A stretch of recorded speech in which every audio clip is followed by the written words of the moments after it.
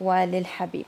وأيضا مثل ما نعرف إنه وكما يقولون إنه شعر بالدرجة الأولى يكون هواية، لأنه حالة خاصة بنا ونحس بها في حالات خاصة أو في مواقف معينة وفي حالات نفسية معينة. نتحدث عن الشعر في الوقت الحالي أو في الحاضر، وأيضا راح يكون معنا في استوديو ضيفة معنا في استوديو الشاعرة المخضرمة آمنة محمود، من الشاعرات التي لها بصمة واضحة في كتابة الشعر والقصائد في كركوك. صباح الخير سيف. صباح الخير وشكرا جزيلا على هذه الاستضافة، سعيدة بوجودكم وسعيدة بهذا اللقاء. شكرا لك. إذا في البداية أنه نتعرف عليك، منو الشاعرة المخضرمة من أحد الشاعرات المخضرمات في محافظة كركوك، منو أنتي؟ آمنة محمود منو؟ آمنة محمود شاعرة وأديبة من كركوك. بدأت بالكتابة منذ عمر مبكر. اكتشفت أني شاعرة منذ الطفولة. الشعر كان عالما مبهرا ومبهجا في نفس الوقت. كان عالم من الدهشة. كتبت منذ الطفولة. كتبت أشياء بسيطة، ثم اكتشفت بأن هناك شيء أكبر من هذا الذي أكتب، فبدأت قرأت كثيرا من الشعر، قرأت الفلسفة واللاهوت، قرأت الكثير من الكتب، الروايات العالمية، الأدب الروسي، الأدب معظم الآداب. ثم اكتشفت نفسي في الشعر. الشعر كان منطقة دهشة كبيرة.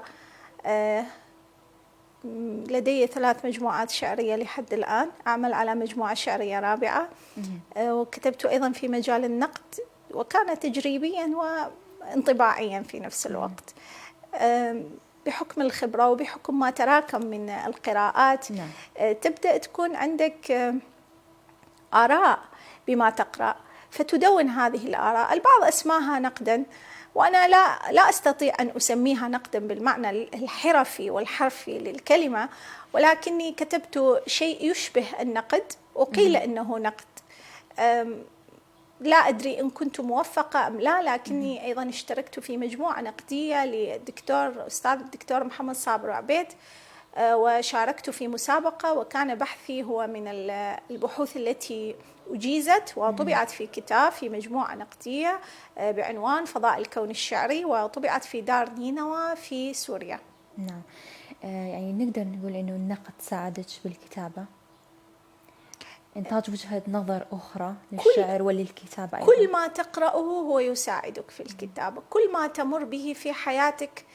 إذا كان الشاعر جادا في هذا الأمر، فهو يستطيع توظيف كل ما يقرأ، حتى لو لم يكن شيء يخص الأدب، حتى لو كان كتابا علميا. أي شيء يتعرض له الشاعر هو يعني ينزل في المخزون، في منطقة اللاوعي قد يمكن أن نسميها. يصبح هناك قاعدة فكرية وقاعدة عاطفية وقاعدة وجدانية للشاعر، منها ينطلق في الكتابة. أنا لا أستطيع أن أجلب شاعر من بيئة مرفهة جدا وأطلب منه أن يكتب عن الطبقات المنسحقة التي تحت الصفر. هو يكتب ما يشعر به، ويكتب ما أثرت به بيئته ومرجعيته الفكرية والثقافية والاجتماعية. كل شاعر ينطلق من المؤثرات التي تؤثر به من أجل الكتابة. نعم. بما أنه اخترتي الشعر بين كل الأدبيات، شلون توصفين الشعر؟ الشعر طبعا تسميات الشعر كثيرة، ولكن أنا أعتقد لما قالوا أنه لما وصفوا بالأنبياء بأنهم شعراء، ولما قيل عنهم ولما يقال عن الشعراء أنهم مجانين، بالتأكيد هناك مساحة معينة من الصدق أو مساحة من عدم التفسير الدقيق للأمر. الشعر هو يحتاج إلى طاقة روحانية عالية وطاقة وجدانية عالية. البعض من الشعراء يحتاج إلى مغذيات لهذه الطاقة، أحيانا يلجأ إلى الكحول مثلا، أو أحيانا يلجأ إلى التدخين. البعض الآخر يحتاج إلى طاقة روحانية عالية بعيدا عن الكحول والتدخين والمؤثرات الأخرى. الشاعر الذي ليست لديه دوافع أو مغذيات للكتابة مثل بقية الشعراء يحتاج إلى الطاقة الروحانية، وهي الانعزال، ربما الاستفاضة في التفكير. هذه المؤثرات هي التي يعني تجعل من الشاعر يعني تدفع به نحو الشعر أكثر. نعم. نقدر نقول أنه كل شخص يقدر يصير شاعر أو شاعرة، وأيضا الممارسة إلى أي مدى مهمة. يعني نقدر نقارن بعض يعني من الشعراء المخضرمين مثلا في بداياتهم مقارنة بممارستهم بعد السنوات، عن بعض السنوات، يعني نقدر نشوف تطور الشعر عندهم. يعني هل نقدر نقول إنه نقدر نتطور أم لا؟ الشعر بلا موهبة لا يكون شعرا. ربما حاليا الذكاء الاصطناعي تطلبين منه يكتب لك قصيدة عن موضوع معين، يدون ويكتب. هل هذا نستطيع تسميته شعرا؟ الشعر أولا يحتاج إلى موهبة. هذه الموهبة إذا لم تتوفر كيف يمكننا أن نبني بناء بلا أساس؟ صحيح. الموهبة هي الأساس، ولكن إن توفرت الموهبة، موهبة بلا رعاية أيضا تذبل وتموت.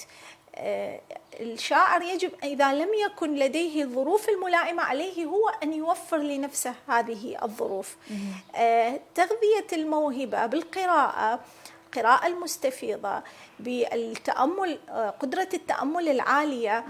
أحد الشعراء كان يقول أن أفضل أوقات الكتابة هي أن تكون في الثلث الأخير من الليل وعلى بطن خاوية. ماذا يعني هذا؟ يعني أنه هو يحتاج إلى أن يكون خال من أي المغذيات المادية، عدم وجود آخرين، صفاء ذهني، عدم وجود أكل، صفاء روحي. لما نكون صائمين أحيانا حتى الذهن يتفتح أكثر، فيضع نفسه في موضع معين من الفكر حتى يستطيع إنتاج نص شعري مميز. طبعا الكتابات في البدايات بالتأكيد تختلف كثيرا عن تراكم الخبرات وتراكم الوعي وتغير الأفكار.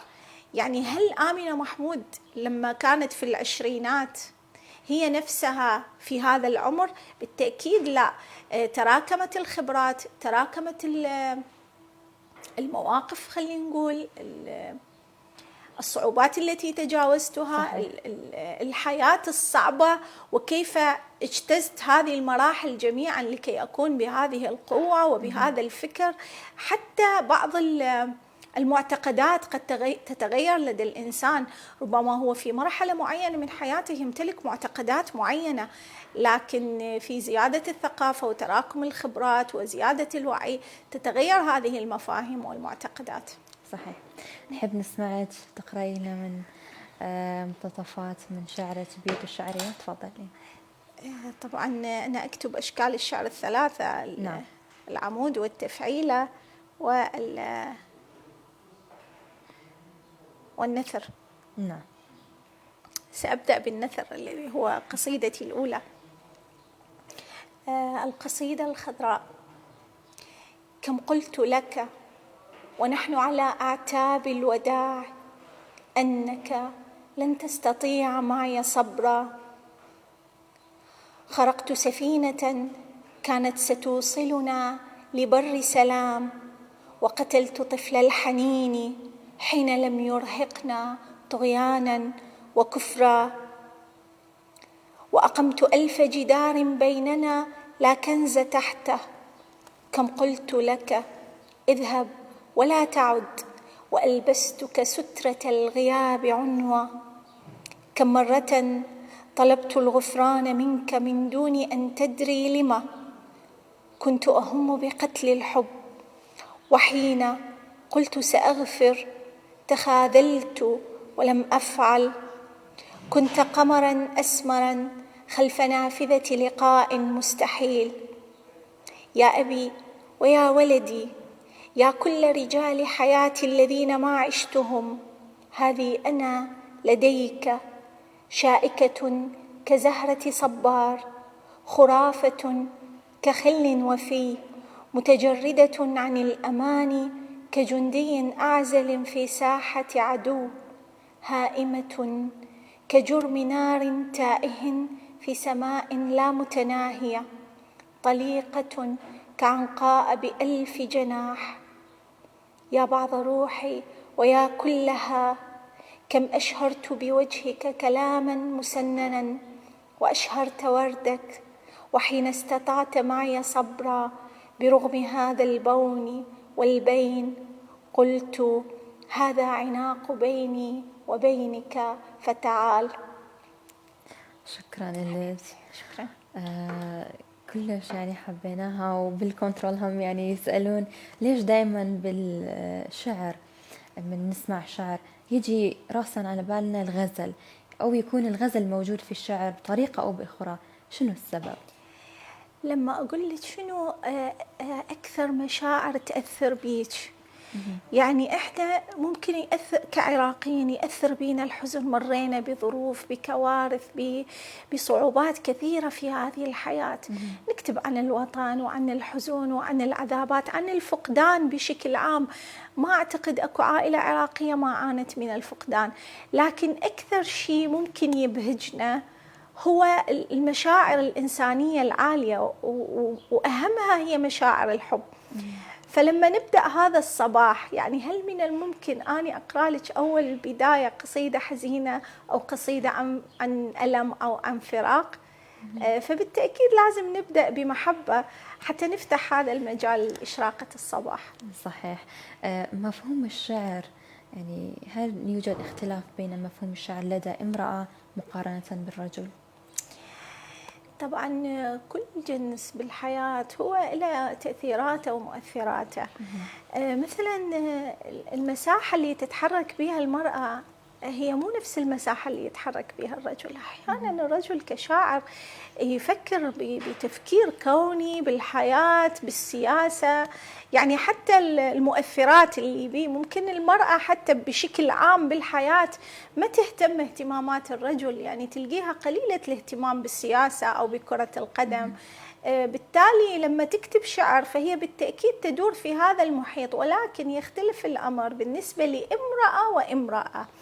يعني بعض الكتابات النسوية إذا جاز التعبير تدور في فلك الميك اب والجمال الشكل وهذه الأمور والغزل الواضح. لكن أنا بالنسبة إلي كآمنة محمود، أنا المرأة قضيتي، المرأة المكافحة، المرأة التي تعاني، المرأة التي تتحدى الصعوبات وتنجح، المرأة التي تقول لا ولا تكون ضعيفة. هذه هي قضيتي. أليست هذه القضية صعبة لامرأة في مجتمعنا؟ طبعا أكيد، طبعا، وهي تتعرض للمجابهة والاعتراض وللتشكيك أحيانا، وللتأويلات الخاطئة في العديد من الأحيان. ولكن لما تكون قوي تقول كلمتك وتمضي.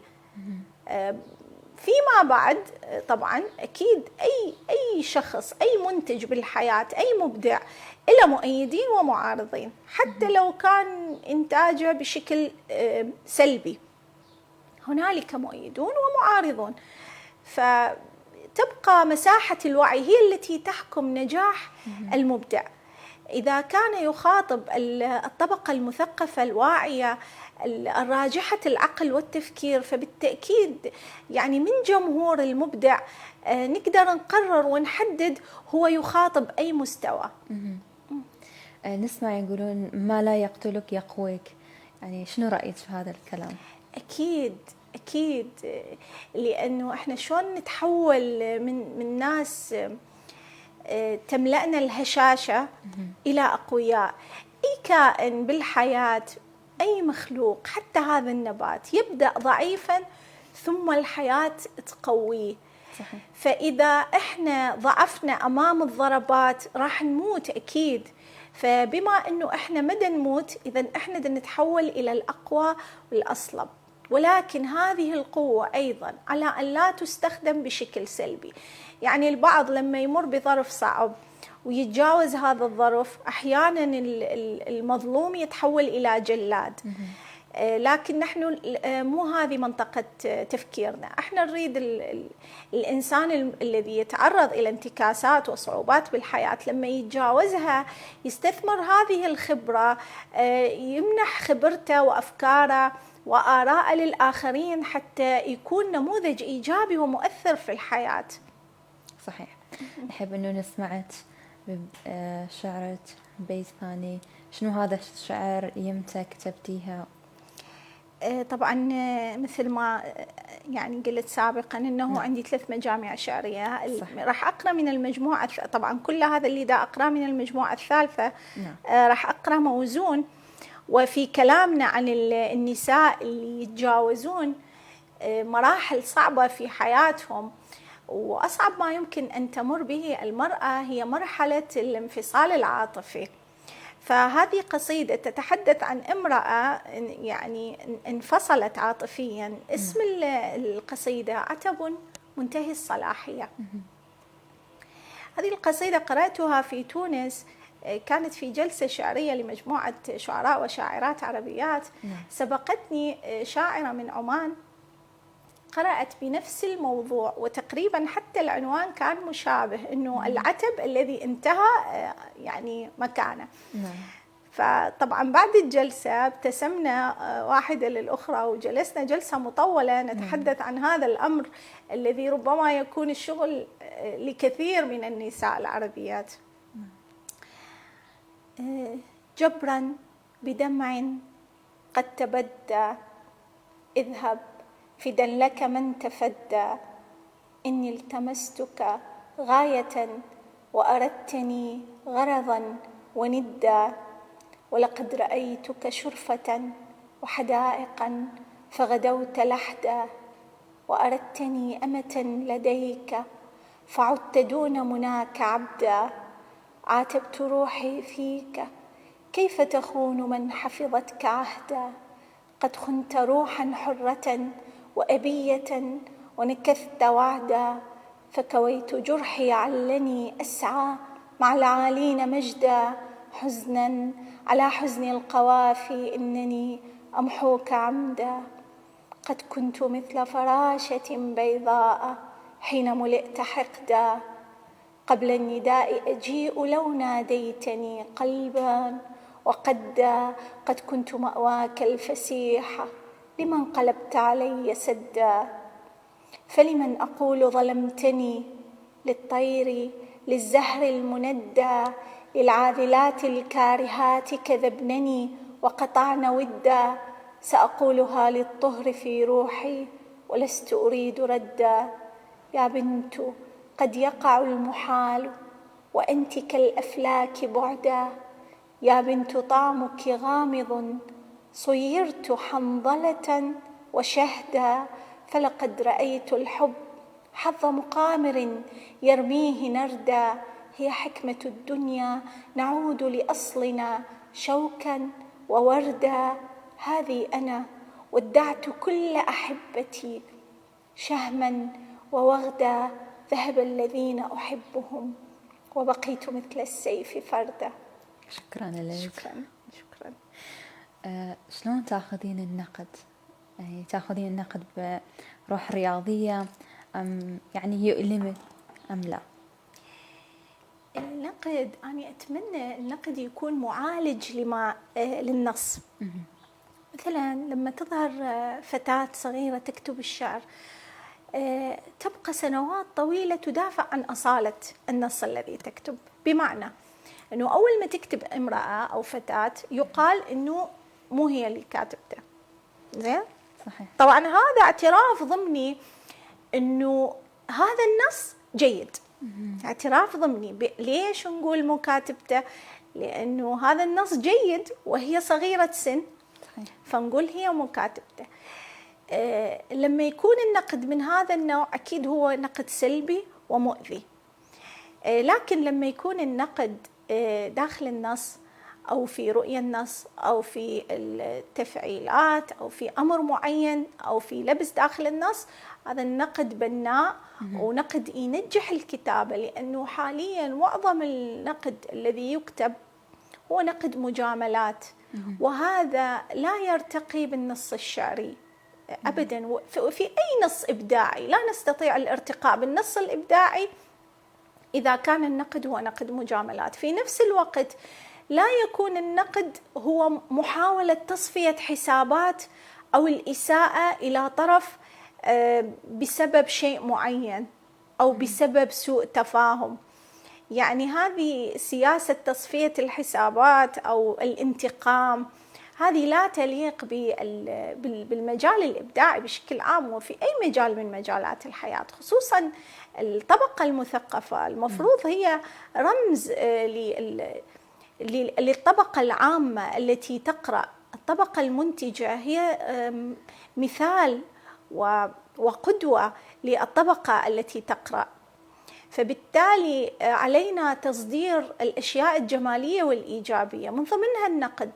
أنا أفرح لما يقال لي أنه هنالك علة في النص أو هنالك خلل أو هنالك شيء، أو يدور نقاش حول كلمة معينة، هل هذه لغويا صحيحة أو غير صحيحة.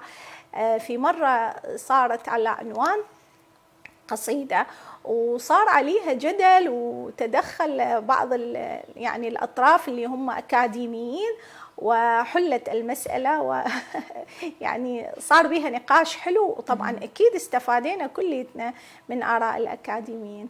صحيح. بما أنه تحدثتي عن تونس، هل شاركتي بمهرجانات أو حصلتي على جوائز؟ في تونس شاركت ضمن الوفد الذي شارك في معرض تونس الدولي للكتاب. نعم. كنت ضمن الوفد المشارك، الوفد العراقي من وزارة الثقافة، وأيضا وفد من شعراء وشاعرات عراقيات. نعم. كانت مشاركة لطيفة لأنه كان معرض تونس الدولي للكتاب يعني برعاية أو كان ضيف الشرف هو العراق. أي فكنا ضيف شرف، وكان الجناح العراقي هو من أجمل الأجنحة في المهرجان، لكن ليس بجمال الجناح السعودي للأمانة. الجناح السعودي كان متطور جدا وتقنياتهم عالية، بحيث إحنا الوفد العراقي كنا يوميا نزور الجناح السعودي من جمال المكان وتقنياتهم العالية، واستفادينا منهم بعض الأفكار في تطور التعليم. هم سابقين بخطوات كثيرة تعليمهم. نعم. كيف تحبين الرسالة في الشعر؟ تحبيها تكون واضحة أم مخفية؟ يعني إذا كانت مخفية فهذا يعني تحبين أنه تتعبين القراء. نعم. هذا صحيح. هل من الشجاعة أنه نتخفى خلف مفردات؟ ربما يعني بعض المواضيع تكون برمزية ممكن التطرق لها، بعض المواضيع الحساسة نتطرق لها برمزية، ولكن من الشجاعة أنه نقول كلمتنا ولكن ليست بمباشرة ركيكة.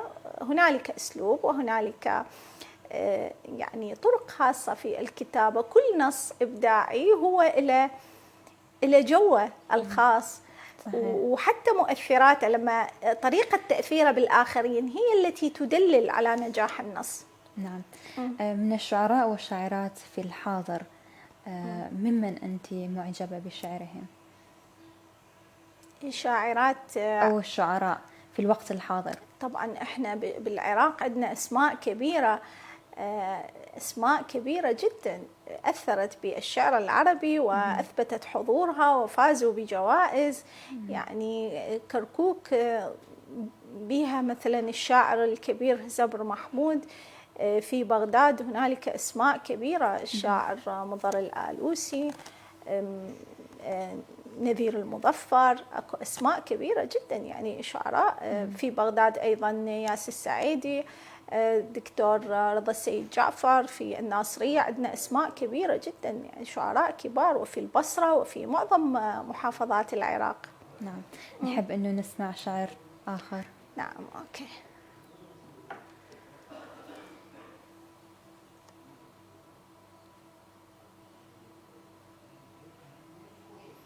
بما أنه ذكرنا المرأة وذكرنا الفراق، نعم. لابد أن نتحدث عن الحزن قليلا، وهي قصيدة أبناء حواء.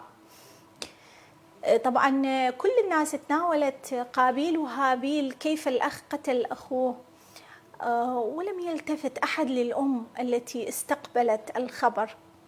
فهذه القصيدة تتحدث عن حواء وكيف أتاها قابيل قاتلا أخيه. لماذا قتلت أخاك هناك وعدت وحيدا بظل غراب؟ بسطت يديك لتقبض قلبي وقربت عشبا بلون التراب. دماء أخيك على راحتيك وعدت كسيرا بوجه ملاك. أراه بعينيك يكبر حزني، أهذا الذي كان يوما نقيا يلاعب غصنا ويبكي إذا ما فراش يموت بنار الحطب؟ أنا أم هذا الظلام اللهب وذاك الضياء الذي قد رحل. على ما أخذت برأس أخيك أمن أجل حب كذوب قطعت الرحم؟ وأول موت يكون بجرمك كثير على قلب أم رحيل، وحزن كتوم وطيف أفل يمزق قلبي نعيق الغراب. يعيد الحكاية بلا أي حكي، فأي حياة تكون بموت، وأي حنين يخبئ صدري بموج الغضب. أكاد أنادي عليك بسهوي، أقول حبيبي وأخفي السبب، وتكبر أنت ويبقى صغيري، يغيب الفتى في برار الذهب. فكيف سأخفي أمامك دمعي، وكيف وكيف وما من عتب، وتدري بأن الغياب مرير على من ستبقى بغير أمل. فكيف يسير بنا الموت نحو الخلاص ونحن نموت بلا أي عذر سوى أن سيف المنايا أذن، ونحن بلا أي عذر نموت سوى أن سيف المنايا يسل. رأيت صغيري على الماء يمشي يقول تعالي نجوب الأقاصي، يمد يديه وباب النهاية طير تؤوب وشمس تغيب ببحر السراب. شكرا لك. شكرا. مثل ما نعرف أنه معاناة النساء غير عن معاناة الرجال في بعض الأحيان، وأيضا وجهات نظر النساء مختلفة عن وجهات نظر الرجال. فمثل ما شفنا يعني في هذه الشعر أو هذا الشعر وجهة نظرك مختلفة لهذا الموقف أو لهذا الحدث. إلى أي مدى يعطي هذه الاختلاف في وجهات النظر جمالية أكثر للشعر؟ طبعا هل تستقيم الحياة إذا كان كل الأطراف بوجهة نظر واحدة؟ بعض النساء الشاعرات يعني أقصد يكتبن بطريقة مطابقة للفكر الذكوري، يعني بمعنى أنه تغذت بنفس الأفكار. يعني ليس أنه المرأة هي ضد الرجل، ولكن المرأة كيان حتى بيولوجيا هي تختلف عن صحيح. الرجل، بالتالي هي لها متطلباتها وأفكارها وأحزانها الخاصة. ربما الشيء الذي يحزن المرأة لا يحزن الرجل. بعض الرجال يضحكون لما يشوفون امرأة مثلا تبكي على شيء بسيط، هو لا يرى في ذلك شيء محزن، لكن المرأة يحزنها شيء لا يحزن الرجل. نفس الشيء ينسحب على الرجال. الرجال تؤثر بهم أشياء لا تؤثر في النساء، ولكن هل من المطلوب من المرأة أن تفكر بنفس طريقة الرجل وتكتب بنفس طريقة الرجل؟ من سيعبر عن أحزان المرأة وطموحاتها وأفكارها ومتطلباتها؟ صحيح. وهل المرأة هي مجرد يعني حاليا للأسف الفكر ينتقل أو ينسحب إلى فكرة صناعة الجمال. المرأة عبارة عن دمية لإثارة إعجاب الرجل ويعني التأثير به عاطفيا، ولكن المرأة هي كيان وفكر يعني هي ليست نصف المجتمع فقط. المجتمع كله يقف على المرأة، لأن المرأة هي الأم وهي المدرسة التي تربي الجيل. صحيح. فإذا كانت طريقة تربيتها أو تفكيرها أو ممارساتها خاطئة، المجتمع كله فيما بعد شيئا فشيئا سينهار.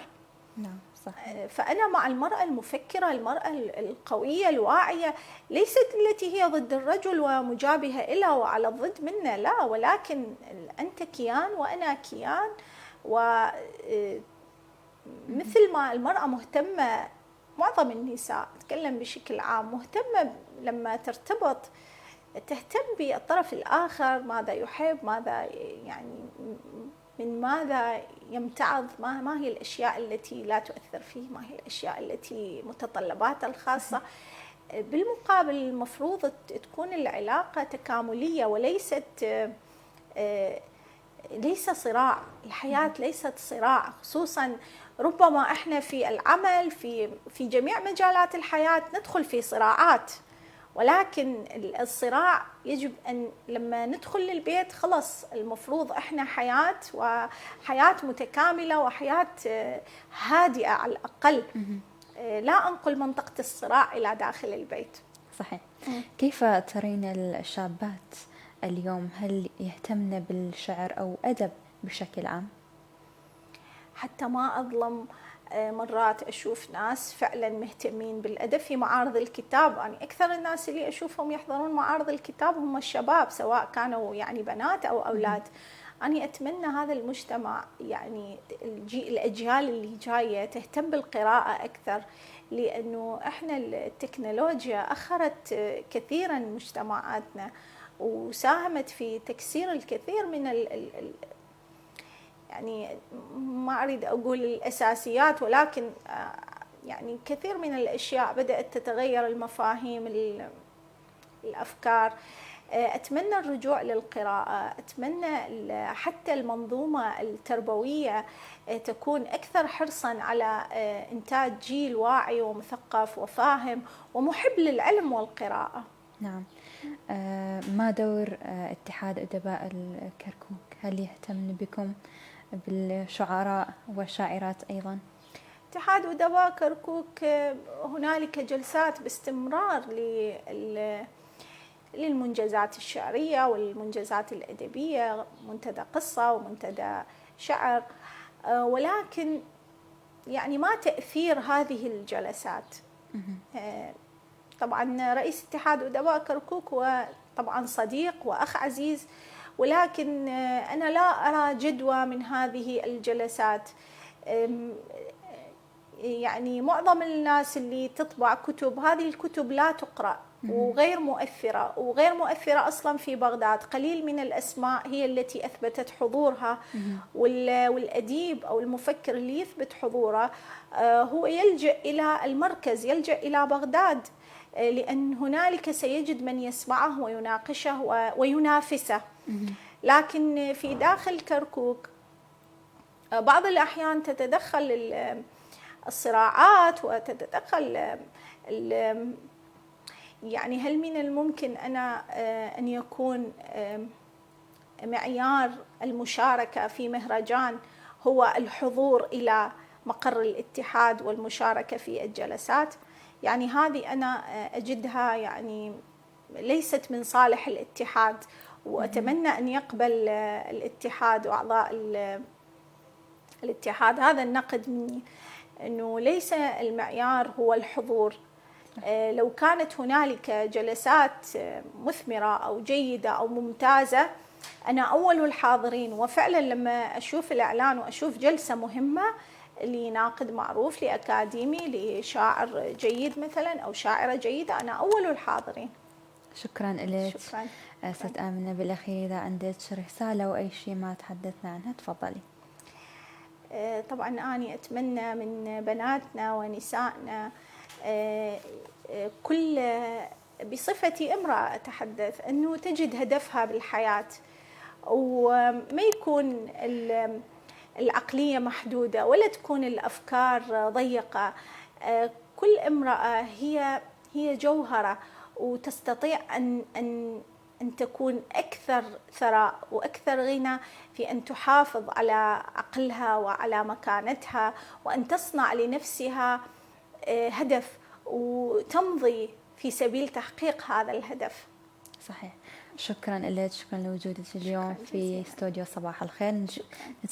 نتمنى لك الموفقية والاستمرار في كتابة الشعر والرواية إن شاء الله في يوم من الأيام. شكرا سعيدة بلقائكم، وشكرا جزيلا على هذه الصباحية الجميلة. شكرا جزيلا.